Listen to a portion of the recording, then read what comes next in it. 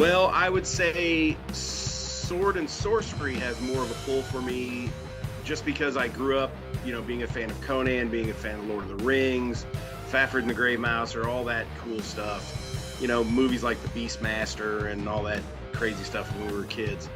So I'd say sword and sorcery is more of a pull for me, but I will also say that because of guys like you and other friends of mine that are huge horror nuts, I have really dove much deeper into the horror realm in the last year and a half. Well, I thought it was going to be difficult at first, but when you think about, when I think about like those old Savage Sword of Conan magazines that I poured through as a youngster, because there's so much good sword and sorcery in that, you're really just kind of crafting a shell around it. So the horror aspect of it is very prevalent in a lot of the traditional sword and sorcery because, these evil sorcerers are conjuring some demon from the pit or some undead creature to attack the antagonist. So it wasn't too much of a stretch. I just had to kind of figure out what horrific thing I wanted to put in this story. I'm excited for them to see that it is a more non-traditional sword and sorcery story. It's a story set in ancient Rome when the Roman Empire is trying to conquer Germania.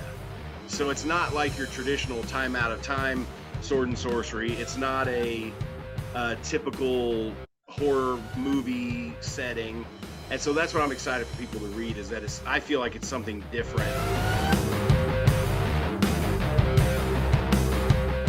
The first reason is because if you are a fan of horror prose or sword and sorcery prose, you're going to love every story in this anthology.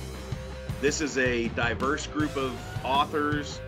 Some of them are super famous, some of them are up-and-comers like me, but it is a great mixture of talent. It's a great mixture of stories, and there's no way that you wouldn't enjoy it if you're a fan of those genres.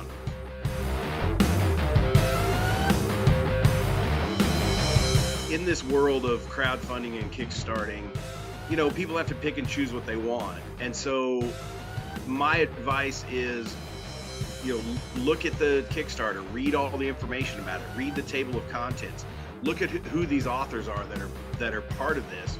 And then if you're not familiar with Cullen Bunn, familiarize yourself with Cullen Bunn, because the guy is a horror icon at this point as far as prose and writing. And for him to put this together and to be able to bring this group of people together, it's a very unique project. So that's why I think you should support